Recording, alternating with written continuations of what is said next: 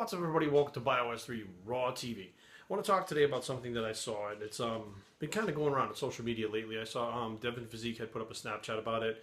Nick Wright had chimed in about it. There's several people that have been talking about this. And it's the amount of hate that's been coming for people that are very successful in one shape or form, whether it's business, whether it's, they're successful as a bodybuilder, whatever the case may be. And this comes as a direct result as I posted on my Instagram. If you go on there, it's still up. It should still be up there, man. I didn't take it down.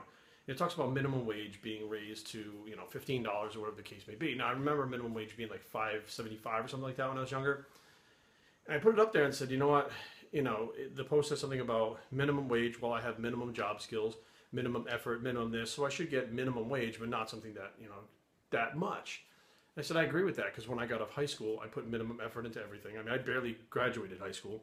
I went to college, I quit, I came home, I worked at a gas station for minimum wage. And I didn't complain about it because that's what it was worth. I was working at a fucking gas station overnight shift. The graveyard shift, that's what I did. And it was, I stayed up all night. I fucking rearranged my schedule. The days I had off, I was up during the day. I mean, it really fucked with me. I was getting paid minimum wage, but I didn't complain about it. I mean, it sucked to not be able to sleep a regular schedule, but that's just the fucking way it was. You understood that. You didn't complain, you didn't bitch and moan. If you wanted it to change, you changed it. And I get this one individual, I don't even know his name, but he hops on there, he keeps telling me about, like, yeah, Jerry, but you don't understand.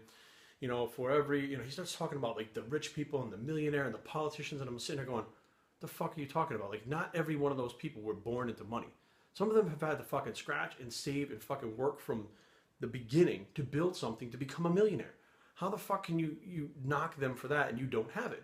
Well, as we went back and forth a few times, I kept saying, if you're not in the position that you want to be in, it's up to you to change it. You can't blame politics. You can't blame minimum wage. You can't blame the fucking guy down the street. You can't blame the guy who didn't hire you at the fucking store. There's a reason why things are happening, and it's your responsibility to take your life into your hands and change it. If you're not where you want to be, change it and get to where you want to be.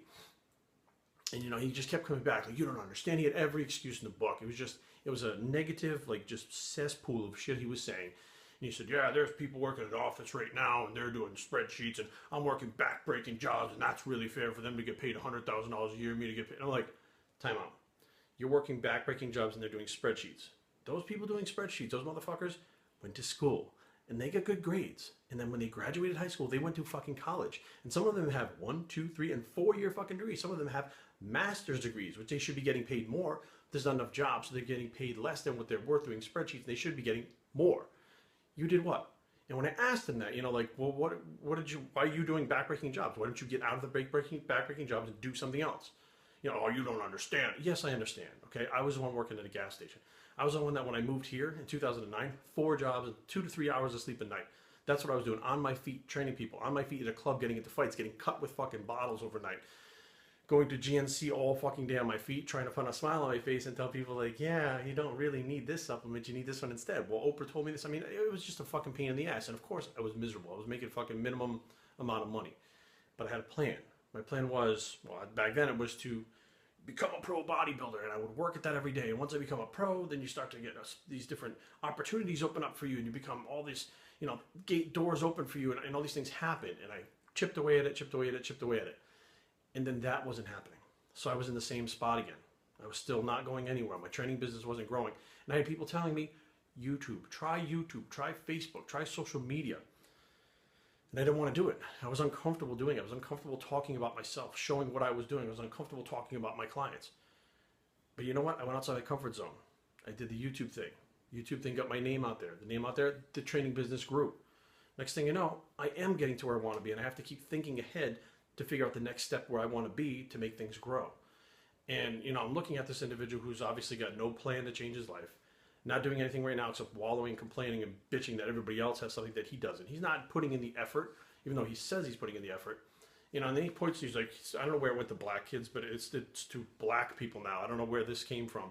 To every black inner city kid, because apparently there's no Hispanic and there's no white inner city kids. For every one, there's 20 that don't make it, that don't get the job, and they're not lucky. Chris Jones got lucky. He's like kind of saying Chris Jones is black and he got lucky by finding YouTube. No offense, Chris. I didn't say this. It's on Instagram. And I said, but for those inner city kids, those 10 that didn't make it, YouTube is there for them too. Not just Chris, not just me. It's there for everybody. they're not taking advantage of it. They're not making a plan to get themselves out of it. Every opportunity is there for them too. They just don't take it. They don't put the effort into it.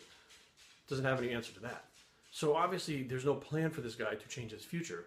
So he blames it on everyone else. Look, Devin Physique, who I don't even know his real last name. I've been paying attention to him because he is more successful than I am. And what I'm doing is saying, how is he successful? What is he doing? What are the steps that is happening for him? You know, like I look at people like that and I want to say, okay, how do I up my game? How do I level up? I had a good friend. I had one of my best friends. A lot of money.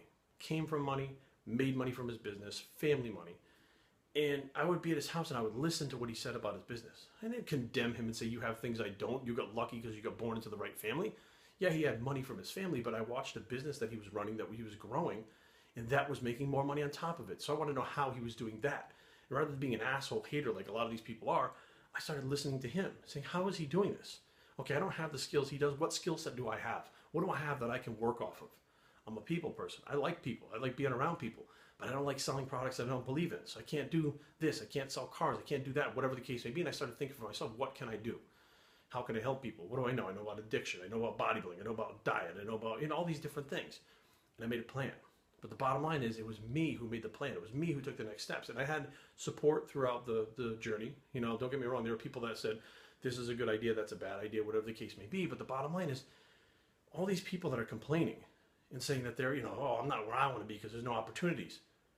YouTube's right there.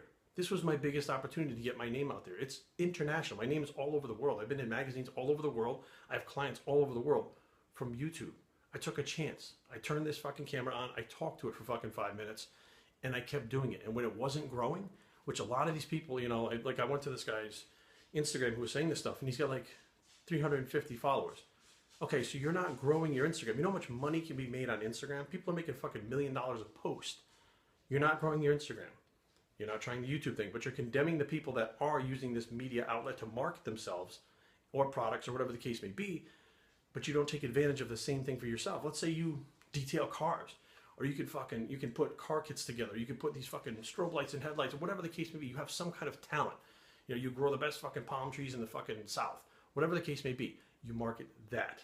You take that. You take your talents, you take your strengths, and you market that on these things. But you're not taking advantage of that. You're looking at wasted opportunity, blaming it on other people, not even putting the effort in yourself. So be aware, guys. I've heard it before. You're one decision away from being rich, and you're one decision away from failure and being poor. And that one decision leads to the next decision, to the next, and they go in one direction or the other. But the bottom line is, if you're not where you want to be right now, it's not my fault. It's not Chris Jones's fault. It's not Devin Physique's fault. It's not this guy's fault down the fucking street. It's not the guy across the street over here. It's your fault. You don't have a plan. You don't have an idea. You're not tapping into your individual abilities, your strengths, and your talents. What you're doing is blaming everyone else, which is the easy thing to do. And I get it. It's easier to give up than to try and fail. It's easier to give up than to try, fail, and then succeed. Sometimes it's a long road. It took me a long time to figure out what my strengths were, what I was going to do to make my life better. But I didn't give up. I didn't give up on myself. I didn't give up on my ideas. I didn't give up on my dreams. And here I am standing in front of you right now trying to give you the lecture that is not a lecture based on some book or formula or algorithm. This lecture is based on my life. I've done it. Other people are doing it. People are doing it all over the world. But to say that someone out there right now who's doing construction deserves to get paid more than me or the next guy, that guy can do what we're doing. He's just not doing it. And don't think that we haven't been through those jobs too. Don't think we haven't done them and said, this is not where I want to be. I want to be here instead. And took our life on a different trajectory in a different direction. That's how it works. So be aware, guys. You can do anything that you want to do if you really put your mind to it, but you really got to put your fucking heart, mind, and soul into something if you want to change it. But you have to have a plan. Bios3training@gmail.com. Leave comments down below, but don't fight. www.bios3training.com is a plug. It's the planned up bicep, and we're out.